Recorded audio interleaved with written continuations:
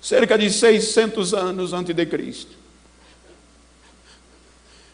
Israel é levado para o cativeiro. Agora tanto o norte como o sul perdeu a liberdade.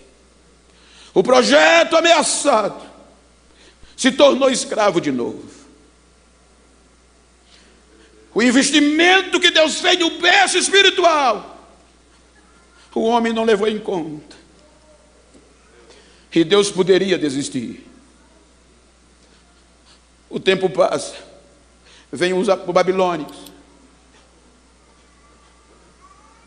e Deus não desiste, gente. Vem a opressão dos medos e persas sobre o povo de Deus. Aí vem o grego macedônio, através de Alexandre. Aí Deus agora resolve motivar o projeto, trabalhando no berço cultural. Primeiro foi no berço espiritual.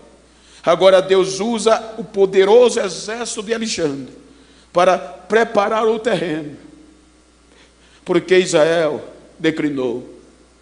O projeto parecia estar sendo destruído. Aí agora Alexandre heleniza todo o contexto. Quando Alexandre diz o contexto histórico, que cada nação que era subalterna a ele mudava o nome original. Agora ele manda sobre Israel. Aí diz a Bíblia, diz a história que Alexandre heleniza todo o mundo, o contexto cultural, e a língua grega se torna a língua oficial do seu império, porque vinha da Grécia. Então agora a preparação para a divulgação de algo novo estava melhor, porque uma língua era conhecida em toda a terra antiga. Com o advento, cerca de 64 anos, quando a dinastia de Davi parecia ter acabado, quando o projeto de Deus parecia ter sido eliminado, aí vem Pompeu, o general romano, conquista a Palestina, e a Palestina agora se torna dominada por Roma. Pela Roma vem o poder político, e Deus usa o poder político na ótica missionária para trazer a paz através da Pax Romana. Agora a paz prevalecia, mas só que Roma era quem mandava. Herodes é mandado para a Palestina para governar de norte a sul com o critério de fidelidade. Os judeus agora tinham que ser fiel a Roma, pagando impostos. E agora, na ótica da política, os sacerdotes se tornaram o vínculo principal entre Roma e a Palestina. Então agora o sumo sacerdote era uma figura política, religiosa e social. A tribo de Levi agora começa a se destacar, porque Roma predominava lá dentro. Diz alguns historiadores que para o sumo sacerdote oficializar as cerimônias, tinha que pedir as vestes e a autoridade a Roma através de um oficial. Para ter culto, precisava pagar impostos daquele culto a Roma. Então aqui começa a eclodir os grupos partidários, querendo ganhar a opinião pública, como os saduceus, fariseus, como os escribas, como os essênios, como os zelotes. Então agora os grupos começam a eclodir, querendo cada um conquistar a opinião pública do povo. E quem predomina? Os saduceus. Porque os saduceus eram um grupo levítico que estavam os maiores poderosos, os mais ricos sacerdotes de Levi. E eles mandavam nisso, porque o sistema é assim: quem tem dinheiro é quem manda, quem tem influência é quem manda. Só que os saduceus, eles eram a elite do judaísmo, e eles oficializavam o culto, e sobre os ombros dele estava a escolha de Deus de manter a chama do amor e da justiça acesa no meio de Israel. Mas a corrupção chegou, e eles começaram a cometer injustiça. Os saduceus, o grupo que mandava, não acreditava na tradição oral. Então para eles não existia espírito, não existia anjo e não existia ressurreição. Os fariseus, o maior e o mais preocupado grupo, o mais ferrenho em condições da pureza, acreditava em anjos e acreditava em espírito e em ressurreição, mas debaixo do poderoso saduceus, eles baixavam a Cristo. Então o toma lá e dá cá começou dentro do projeto. Você quer ser bem sucedido, tem que ser assim, com os homens. A segregação começou. Dos fariseus saíram os escribas, responsáveis para interpretar a lei. E agora eles começam a interpretar a lei, não com base no amor e na justiça, mas para favorecer os grupos de cima. E o amor e a visão do projeto começou sendo distorcida. Os levitas, para não morrer de fome, tinha que tomar conta da porta, tinha que oferecer água, tinha que cuidar da roupa da alta cúpula.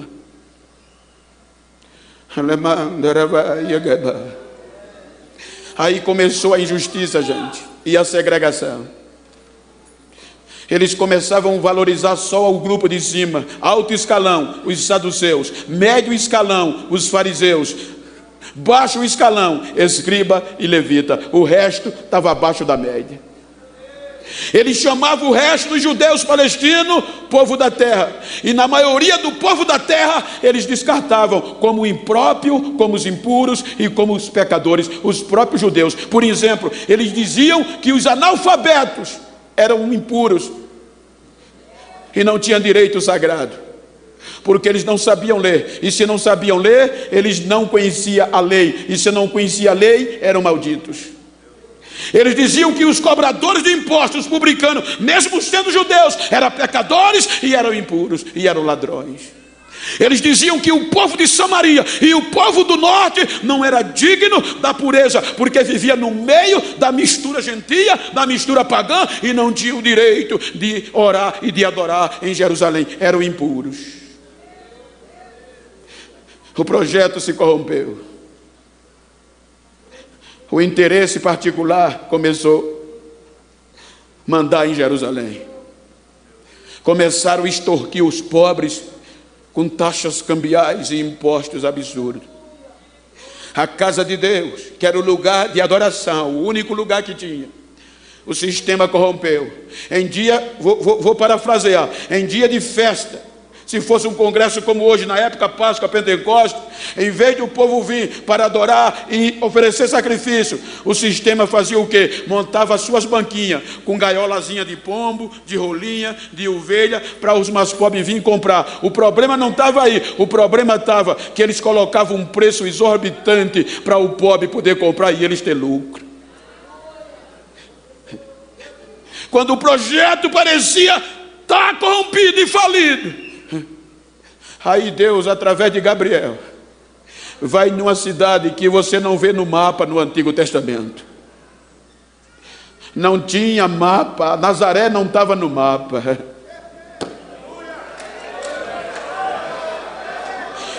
Diga para quem está ao seu lado: Deus não precisa de mapa para achar um missionário.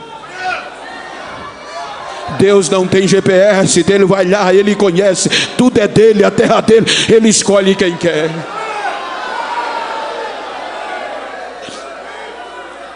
O anjo Gabriel vai a Nazaré,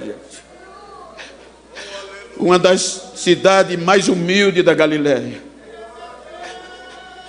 e vai na casa de uma adolescente. Salve, salve, agraciada, o Senhor é contigo. Ela se perturbou, nunca tinha ouvido algo semelhante. De onde me vem essa saudação? Gabriel diz: não tenha medo, Maria, sou eu, Gabriel. Eu assisto diante de Deus. Ou seja, Deus me enviou a você para dizer que no teu ventre vai nascer um menino. O nome dele vai ser Jesus, e Deus vai entregar a ele o trono de Davi seu pai, e o seu reino vai ser eterno, e a casa de Jacó vai reinar eternamente sobre ele. Mas como acontecerá isso? Eu não conheço varão algum. Se preocupa não, Maria, a sombra do Espírito Santo vai vir sobre você, e o ente santo que for gerado em você vai ser chamado Filho do Altíssimo, vai ser chamado Emanuel, poderoso, Ele está vindo.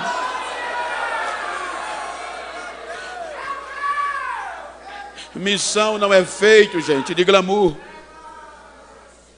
Missão não é feito de fama. São desafios. O desafio missionário que Maria recebeu é quase na ótica humana inconcebível. A proposta de Deus através de Gabriel era para ela colocar em risco a própria vida. Como eu vou aparecer grávida? Se eu aparecer grávida, a lei vai me matar. Porque a lei diz, se eu é adultério, vou morrer apedrejada. Segundo, tem o opróbrio da minha família. Eu estou noiva, vou perder o meu noivado. Se preocupa não, Maria. Tu não tem uma prima chamada Isabel nas montanhas da Judéia? Tenho.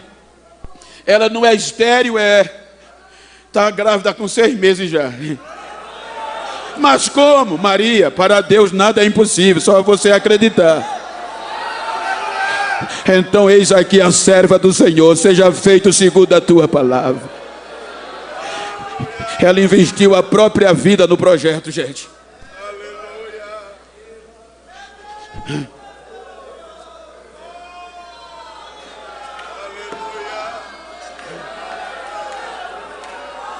Ela investiu a própria vida, investiu o seu futuro, colocou na mão de Deus. Eu estou aqui, Senhor, mas como ser humano, como eu vou ter certeza que foi Ele que me chamou?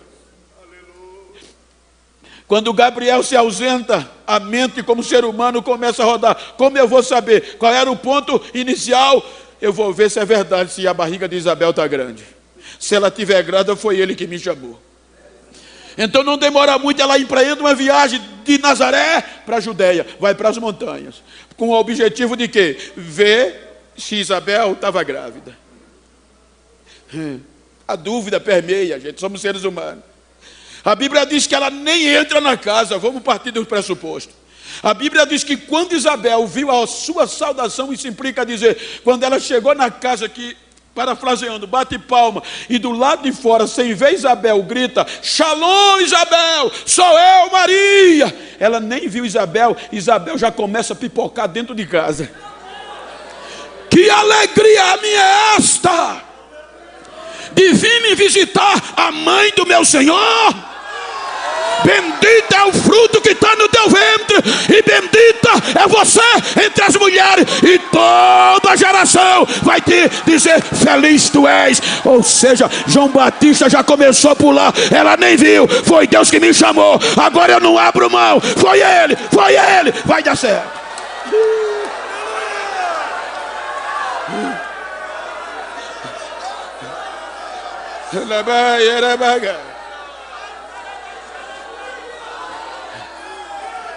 O tempo não mata o projeto.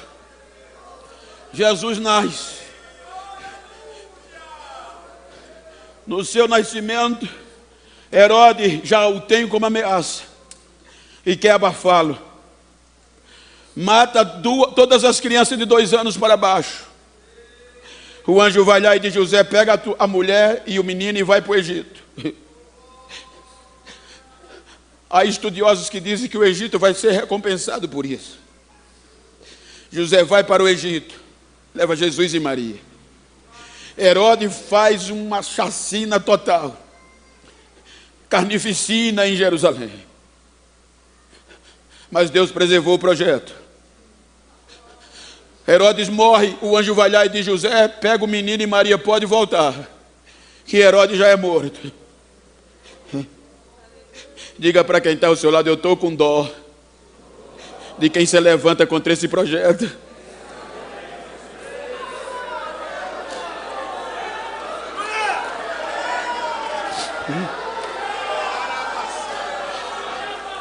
Ele vem para Nazaré. Até os 12 anos no anonimato. Quando ele completa 12 anos, que é a transição para a maior idade na cultura judaica, ele vem para a festa da Páscoa. No vai e vem, os pais se esquecem dele. Quando lembra, voltam para o procurá-lo. E quando o encontra, ele está no lugar certo, na hora certa, no momento certo de eclodir. Era aquele momento que a tradição dizia que os jovens, ao passar de idade, eles eram sabatinados pelos representantes da cúpula, os escribas. Eles montavam a mesa, parafraseando, e uma criança de 12 anos se posicionava de frente. E a ótica era, eles vão perguntar acerca da lei. E conforme o desenvolvimento daquela criança, no conhecimento da lei, era um espetáculo. Porque se o menino fosse bem na lei e de conhecimento, os escribas já pegavam logo os mestres e já o tornavam discípulos dele. Ou seja, elite do judaísmo. Para quê? Para disseminar nele a mesma linhagem, a mesma corrupção do sistema. Então eles escolhiam como chamar, como Riel e outros que eram top dos mestres na época. Aquele menino é bom, já chegava lá, você vai ser meu discípulo, você vai aprender comigo. E a função do discípulo era ser igual ao mestre ou maior do que ele. Era disseminar a visão e o jugo do mestre. O jugo era o contexto do conhecimento e dos ensinos de cada mestre. Aí Jesus naquele dia deu um show de Bíblia. A Bíblia diz que quando os escribas perguntavam uma pergunta a ele, ele na lata respondia. E além de responder correto, ainda interpretava o texto. Os doutores caíam o queixo e diziam, que menino é esse? De onde ele é? Pela ótica, era para os escribas ir lá e dizer, esse é meu. Mas quando perguntaram, com tanto conhecimento, com tanta sabedoria, ele é de onde? É do norte, é de Nazaré. Abafa. Tem futuro não. Passa 17 anos esquecido, sem registros, sem história.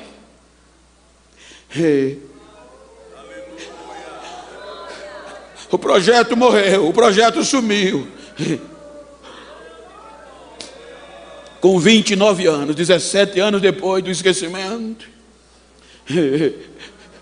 ele vem do norte para o sul e vai para o Rio Jordão. E estava acontecendo uma festa de batismo naquele dia. E o pastor João Batista estava brabo.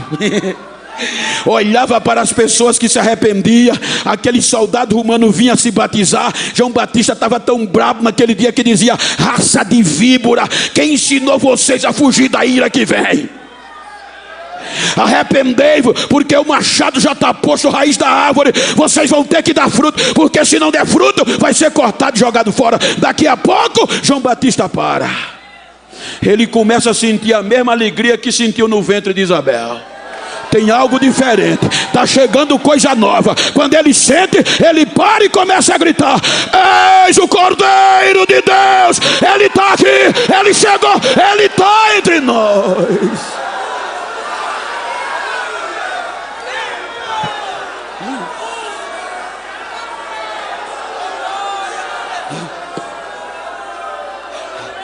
Ele vem, é batizado, resiste à tentação, em síntese. Resiste à tentação e volta para o norte, vai para Nazaré, a região da Galileia. Agora cheio do Espírito Santo. E a cúpula do sistema não acreditava em Espírito. Falar de anjos era afrontar o alto clero. Falar de vida após a morte era bater de frente com o sistema. Aí agora ele começa a formar um grupo de missionários.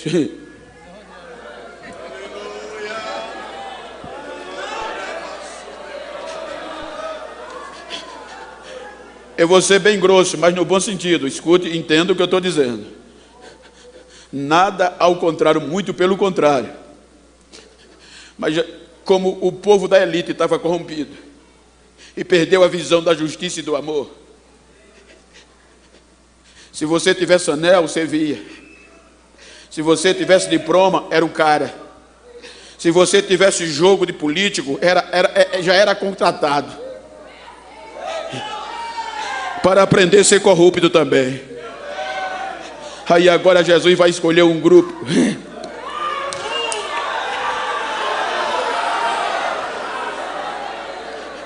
que, segundo os psiquiatras, os psicólogos, dizem que ninguém acreditaria nesse grupo.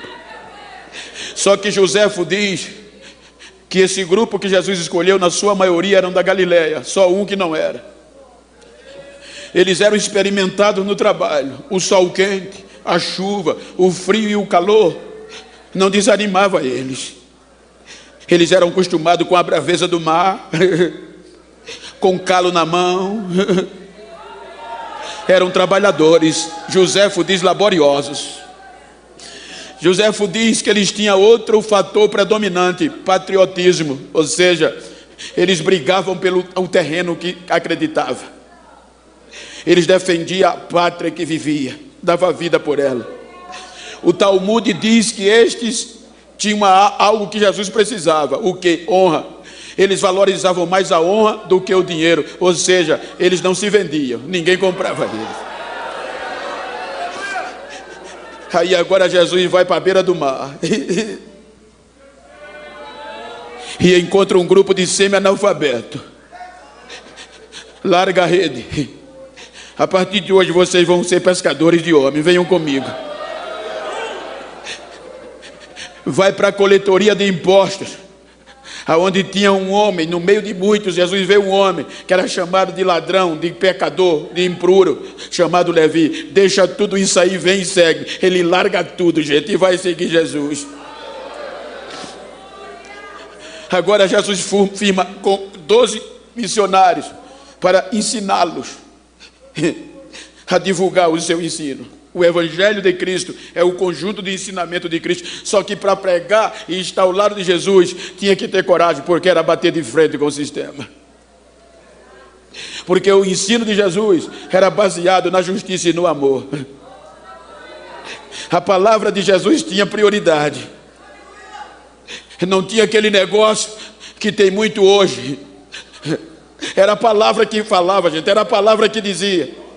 Hoje, nas nossas reuniões mais centrais, o que vale é: o parágrafo tal diz isso, o inciso tal fala isso, o artigo tal diz isso, e a palavra o que é que diz?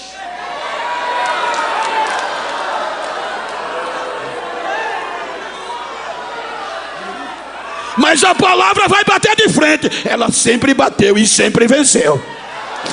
Quando dá prioridade à palavra, tem batismo, tem cura, tem renovação, tem culto animado, tem culto fervoroso.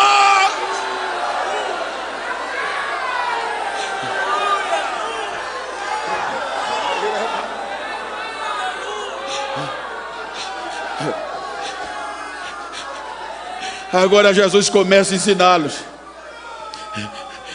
E a revolução vai acontecer. O projeto chegou, gente. Agora Jesus começa pelo interior. Ô gente, ô missionário, reclama não do campo que tu tá. Se Jesus está, vai dar certo. A primeira aprendizado do discípulo foi em Caná da Galileia, numa festa de pobre, que até o vinho acabou. Mas foi lá que tudo começou. Quando o mestre experimentou o vinho, disse: meu Deus, deixaram o melhor para o final. Nunca vi isso na minha vida. Mas não foi Jesus que estava lá. A notícia se espalha vindo do norte.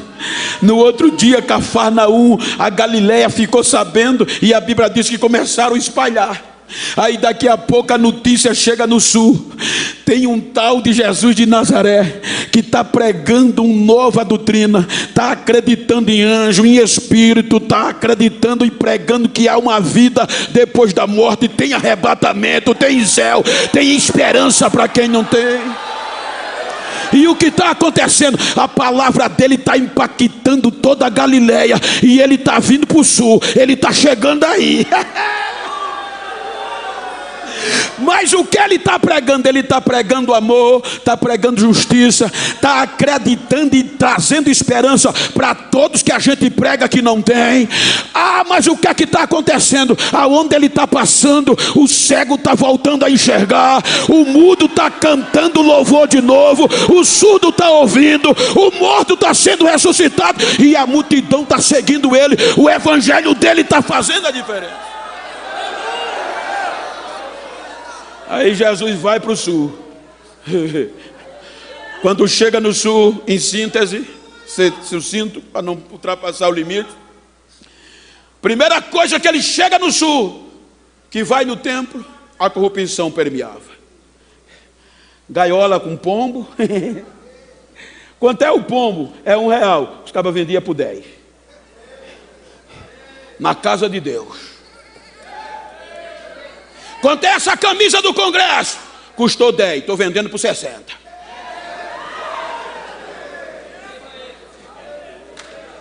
Ele pega o chicote, começa a meter o chicote para cima, virar mesa de câmbio, virar mesa disso, daquilo, soltar o pombo, soltar a rolinha, e ainda gritou: a casa do meu pai é casa de oração, vocês estão fazendo dela centro comercial, covil de ladrão.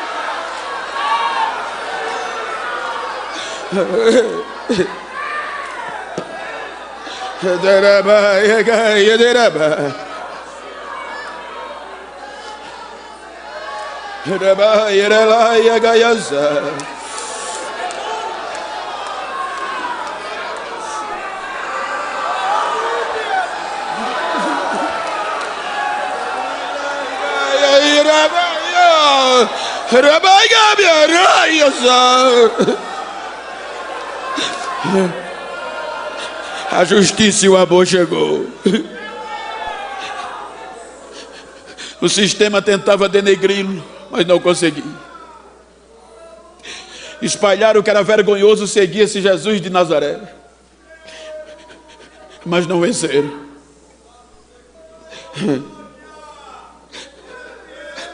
99% dos que seguiam Jesus era só ralé. Quem olhava não acreditava, isso não vai dar certo não. Ex-prostituta, ex-aleijado, ex-cego, analfabeto no meio, vai não, viu?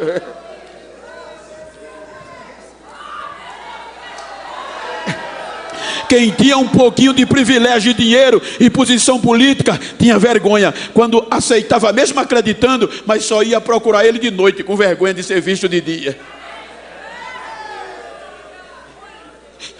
Ele dizia: mas se vocês tiverem vergonha de mim, eu também vou me vergonhar de vocês naquele dia. Se vocês querem me seguir, vão renunciar a vocês mesmos. Pegue a cruz de vocês, venham e siga-me. Capítulo 23 de Mateus. Em síntese, veja que ele lamenta, gente. O capítulo 23 de Mateus é um lamento final. Ele diz: ó Jerusalém, Jerusalém, tu que matas os profetas e apedreja os que são enviados a ti. Quantas vezes eu quis te juntar debaixo das minhas asas, como a galinha junta os seus pintinhos, e você não quis. Ele chorou. O capítulo 24, os discípulos são impactados pela obra arquitetônica que Herodes, para ganhar votos e o privilégio, fez em Jerusalém, a reforma do templo. Os discípulos disseram: Senhor, que maravilha, não vai ficar aqui pedra sobre pedra que não seja derribada. O capítulo 24, ele fala das dores dos últimos dias. O capítulo 25, ele fala em Jerusalém, ele ensina acerca da advertência da vigilância, da sua vinda, da reserva das 10 virgens, da grande tribulação. Quando chega no capítulo 26, o primeiro versículo diz: e depois que Jesus deu esses ensinos, houve uma reunião. Aonde? Na casa do sumo sacerdote. E quem foi convidado? Os fariseus e os anciões, só a cúpula. E o texto diz que naquela reunião resolveram de forma dolosa, intencional, criminal, matar Jesus. secretamente. Porque se mata ele, acaba. Se mata ele, o projeto acabou. Gente, a partir daqui, sintetizando, você vê que se formou um centrão. Eu posso estar no lugar impróprio para falar, mas é a realidade. Quando o sistema quer, gente. A Bíblia diz que os saduceus esqueceram as diferenças com os fariseus e se uniram. Com o objetivo de quê? Matá-lo. Vamos fazer tudo certinho. Não podemos prender ele no meio do povo, por conta dos escândalos. Então fizeram tudo bonitinho. Morre aqui. A Bíblia diz que a primeira coisa de ilegalidade, prenderam ele à noite, e à noite já julgaram. E a lei judaica e a lei romana proibia qualquer um dos judeus subalterno a Roma a ser julgado durante a noite. A obrigação do judiciário era julgar durante o dia, e se ele fosse condenado, tinha direito à defesa. Mas o sistema arquitetou tudo certinho, de noite, nem sem direito à defesa. Quando amanhece o dia, o julgamento já estava sentenciado. 2 testemunhas falsas. O negócio foi rolando e levam para Pilatos. Veja que Pilatos tentou de todas as formas, mas contra o sistema não dá para vencer. Pilatos sanciona dizendo: vou lavar as minhas mãos. E a Bíblia diz que os principais sacerdotes motivavam o povo para o povo gritar: crucifica-o. A lei judaica não aceitava a morte de cruz. Pela condenação de Jesus, o máximo era chicotada, mas o sistema levou a cruz para quê? Para matar o projeto e ninguém vir depois dele.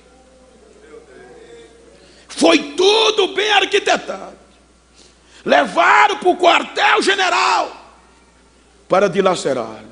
Eu achei lindo quando um médico florense,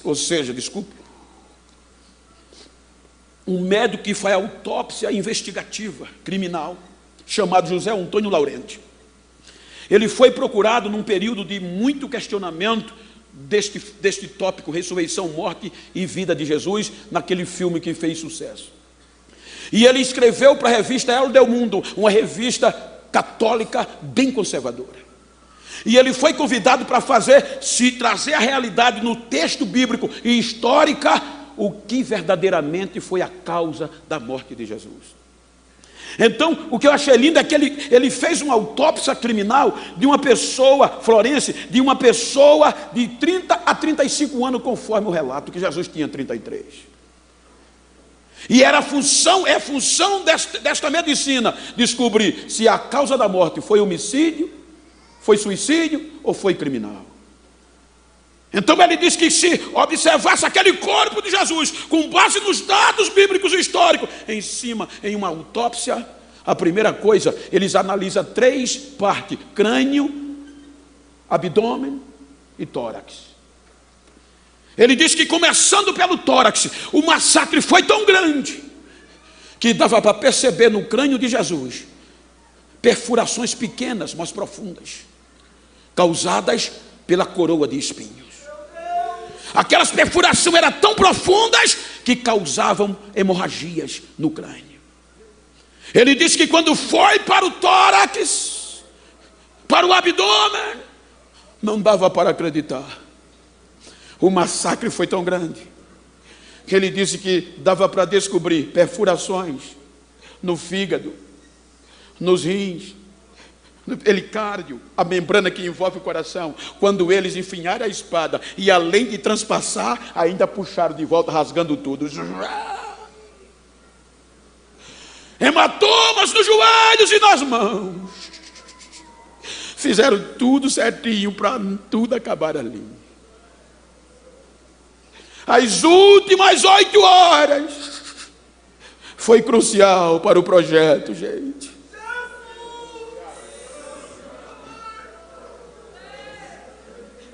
Por isso, o que a gente sofre hoje por esse evangelho não é nada diante do que foi acontecido.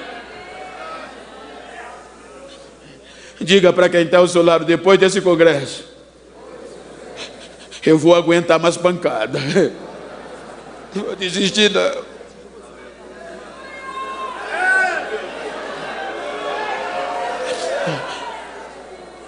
Sangue e água. Nona hora, diz Mateus, 3 horas da tarde, o sistema se anima, porque 3 horas da tarde, a notícia chega no sistema: acabou de falecer. Mas como? Foram quebrar os ossos e ele já está morto, nem precisou quebrar os ossos. Ele já faleceu. Aí vem as últimas 3 horas. Segundo a história, era sexta, sábado era o dia sem trabalho. Então qualquer corpo que fosse pendurado tinha que ser tirado antes das 6 ou até às 6, porque depois não podia por causa do sábado. Por isso que ele quebrava as pernas, para se não tivesse morrido, morrer. Quebrava os ossos. Agora, quando dá a 10ª hora, 9, 3, 14 horas da tarde, a notícia chega do sistema: ainda está pendurado. Ninguém veio buscar ele, não? Não. Ah, que bom. Porque a ótica histórica diz que se até 6 horas não aparecesse ninguém para tirar o corpo ia ser jogado na vala comum como indigente. E quando um corpo era jogado na vala comum, acabava a história. Morria ali, nem genealogia podia contar. 4 horas da tarde, ainda está lá? Está, 10ª hora. 10ª hora, 5 horas da tarde, o corpo ainda está pendurado? Tá, não apareceu ninguém, acabou a história. No cair da tarde, do 10ª hora, de 5 às 6, a última hora. Só falta 1 hora, está lá, ainda está. Só falta 1. No cair da tarde, aparece alguém. E diga para quem está ao seu lado: projeto missionário, gente. Diga: projeto de missões.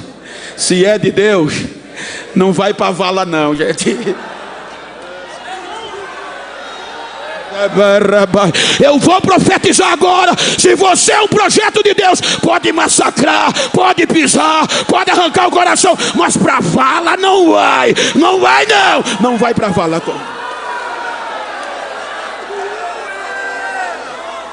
Mas o tempo está terminando. Se for possível, Deus entra nos acréscimos. Deus faz o sol parar, mas não vai não. Não vai para a vala. No cair da tarde, quem é que aparece? E quem era José de Arimateia? Primeiro adjetivo: um homem rico. Não era fraco não. No cair da tarde, José vai a quem? Era senador da República. Ele vai direto para Pôncio Pilatos com um requerimento. Que você quer, Zé? Chamar Zé, como nordestino. Eu quero o corpo daquele homem que está no meio. Gente, isso aqui é uma lição tão grande para a gente. Não tinha um discípulo. O projeto é demais, gente. Às vezes a gente reclama, a gente não investe. Esse homem investiu num cadáver, gente. Para todo mundo, até para o texto, era um cadáver. Mas José viu algo diferente. Eu vou investir. Vou jogar minha semente aqui. E só quem podia tirar era com a ordem do governador. Aí a Bíblia diz que Pilatos sanciona e manda uma ordem que entregasse o corpo de Jesus a José. Antes das 6 horas, ele estava descendo da cruz. Ele envolve num pano de linho. Tinha comprado um túmulo novo na rocha, joga o corpo de Jesus lá dentro. Aí a Bíblia diz: ele removeu empurrou uma pedra grande e colocou na porta do túmulo. Veio a noite. No outro dia o sistema desesperado. E aí? Foi para a vala não. Mas o quê? Apareceu José, e não é fraco não, e tirou o corpo dele.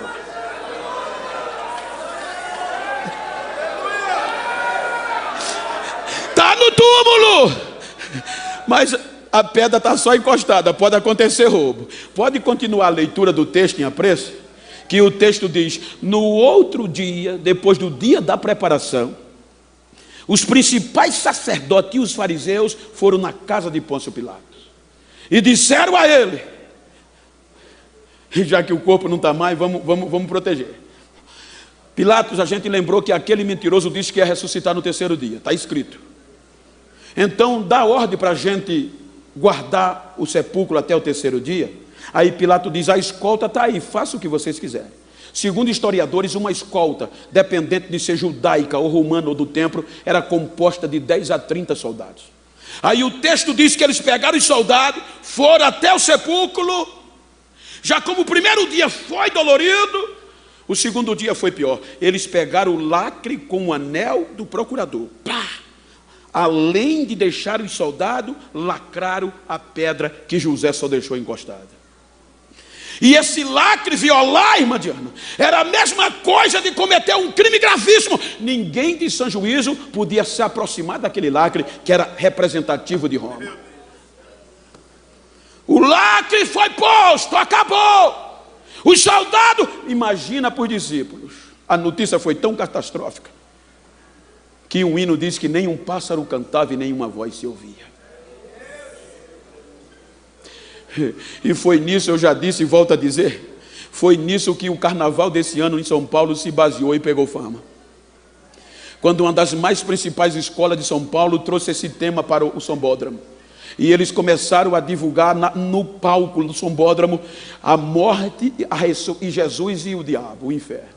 E quando eles terminaram a apresentação, não fizeram como a gente: Jesus levanta e a morte. Não, na apresentação dessa escola de samba, Jesus terminou a apresentação com a cara no chão e a morte e o inferno pulando, rodeando e dando louvores perto dele.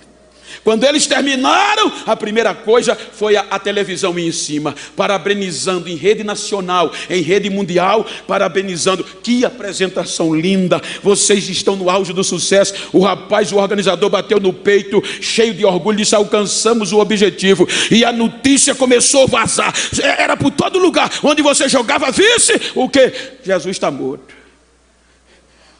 Ô missionário, olha para quem está ao teu lado, diga para ele: é fake news.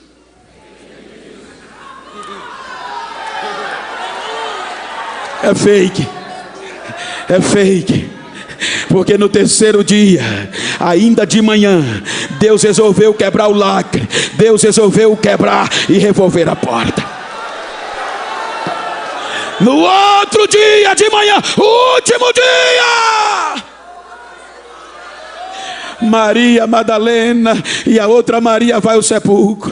Quando chega lá, a pedra estava revolvida, o lacre quebrado, os soldados, toda a escolta como tinha morrido, desmaiado, e 2 varões com aspecto de relâmpago apareceram. Vocês estão procurando quem? O nosso mestre Jesus. Ele não está mais aqui, ele já voltou a viver, ele já ressuscitou, ele voltou a viver.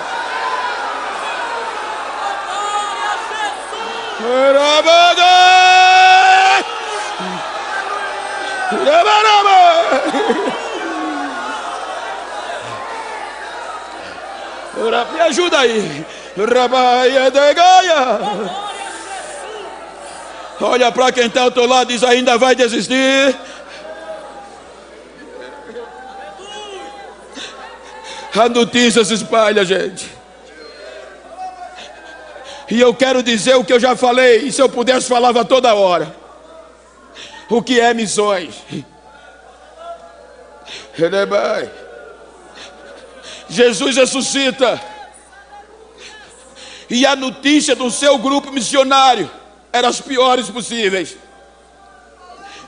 Pedro desistiu, Senhor.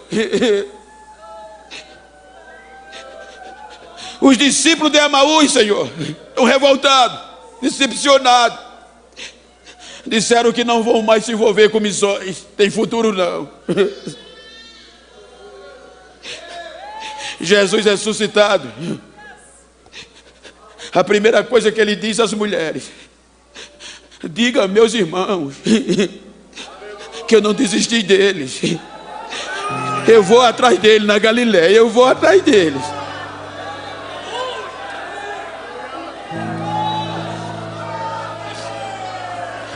Jesus ressuscitado. Ele coloca o pé na poeira de novo. Ele percebe que 2 missionários, tristes, desanimados, de Emaús, desistiram do projeto. A decepção, a frustração, a pressão psicológica, arrumaram as malas e disseram: vamos voltar para casa, desistir disso, tem futuro não. E a Bíblia diz que eles voltavam pelo caminho para Emaús, reclamando, falando e discutindo acerca do assunto. Aí Jesus entra na conversa no meio, coloca o pé na estrada de novo e diz: vocês estão conversando sobre o quê? Por acaso tu és o único que não sabe das coisas que aconteceram nos últimos dias? Quais? Sobre Jesus Nazareno, um homem poderoso em obras, em palavras, usado por Deus. Olha o que é que eles dizem: como os nossos sacerdotes mataram ele. Se bem que algumas mulheres que andavam com a gente disseram que ele ressuscitou, mas ponto.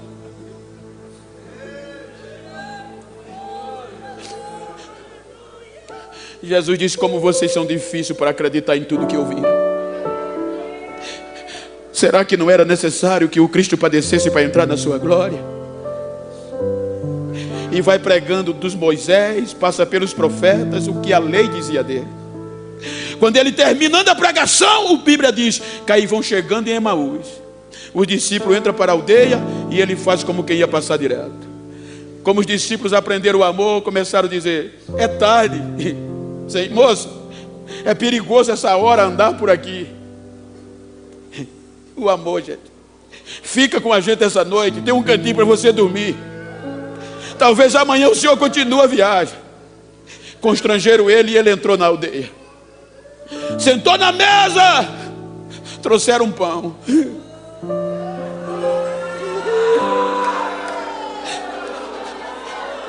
No partir do pão, os olhos se abrem. No partir do pão, eles são renovados, reconhecem, olha um para o outro e diz: é o mestre, é o mestre. Quando olha para frente ele não está mais. Por isso que quando ele falava, o nosso coração queimava, o nosso coração ardia.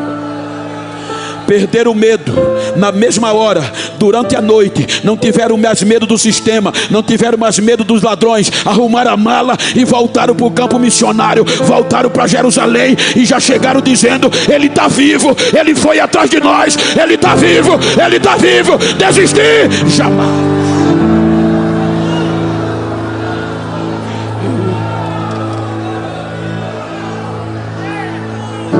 Vai atrás de Pedro.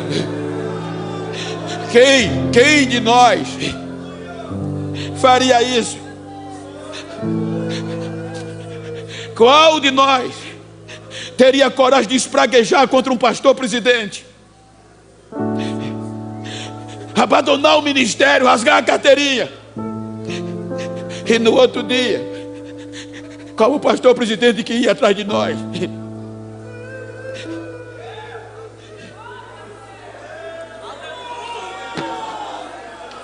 Porque não adianta só fazer congresso, gente.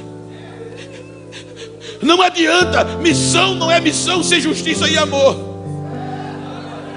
Foi isso que ele restabeleceu. Antes dele ir, ele fez o único pedido: pai. Ele fez um requerimento: pai, eu estou indo para o senhor, mas eu quero fazer um requerimento. Qual, filho? Assim como eu sou um no Senhor, que eles sejam um em nós. E ele justifica: para quê? Para que o mundo acredite que o Senhor me enviou. Então diga para quem está ao seu lado: missão só é missão se você gostar de mim, se você me amar mesmo com os meus defeitos. A gente está acostumado a pregar, a gente entre aspas, bem verdade, a pregar, fazer congresso, culto de desviado. Não no caso aqui, estou falando de uma forma específica. Mas você sabe que não é fácil ser crente na conjuntura atual. Tem gente aqui com 30, 40, 50 anos de fé, ou até mais, e você sabe quanto você rala para estar aqui. Mas você não é super crente. E tem hora que você falha, é ferido, e a primeira coisa que a gente costuma fazer é deixar para trás. Eu conheço lugares que os crentes são proibidos de dar a paz do Senhor e de falar com quem foi ferido. Serve mais não. Não foi isso que Jesus fez. Os discípulos de Emaús estão revoltados, desistiram, estão dizendo que perderam a fé. Pedro espraguejou, o Senhor ouviu, não sobrou um. Tomé desviou, não é mais crente não. Ele vai atrás de um por um.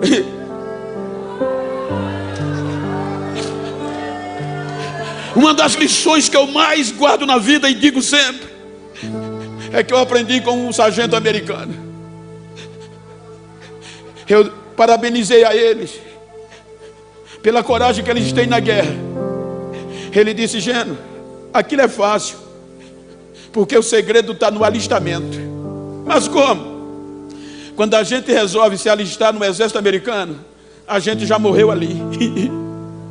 O que vinha é lucro.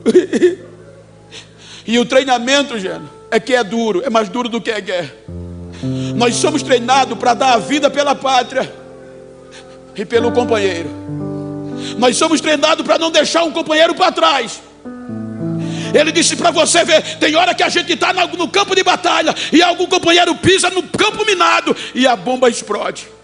Quando a bomba explode, joga ele para cima, já cai sem as pernas e sem o braço. A gente diz: não presta mais não. Mas a preparação nos ensinou: ainda está respirando, tá? Coloca no ombro.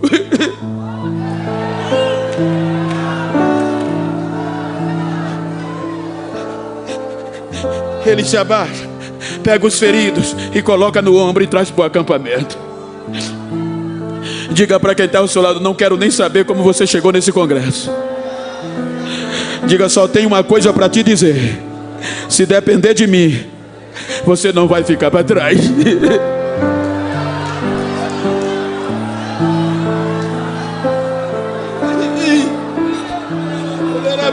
Eu sei. Fique de pé, por favor.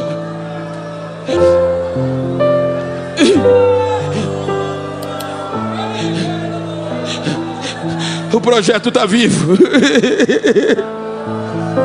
Ide por todo mundo e pregai a minha palavra,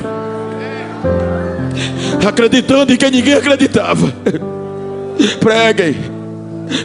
Se você está perto de uma pessoa do mesmo sexo, íntima, me ajuda aqui, companheiro, vira para ele assim, com todo o respeito ético.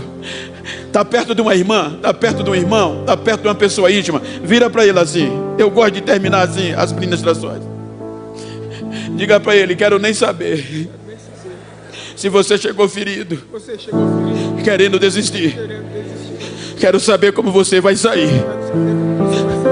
Diga: vou sair renovado, vou sair sarado, acreditando que eu não vou para a vala, ninguém vai me jogar na vala, que eu faço parte do mesmo projeto. Diga para ele: me faz um favor, depois desse congresso, se alguém imaginou que eu estava esquecido, quebrou a cara, porque se depender de mim, você não vai ficar para trás. Vai não, abraça ele, dá o teu ombro a ele, renova ele.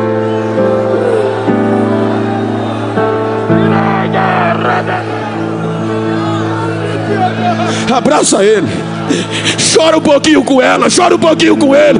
Talvez ele queira aqui chegando a desistir. Talvez ele chegou aqui querendo parar. Talvez ela queria parar. Você não vai parar. Não vai pra vala. O projeto está vivo. O projeto está vivo.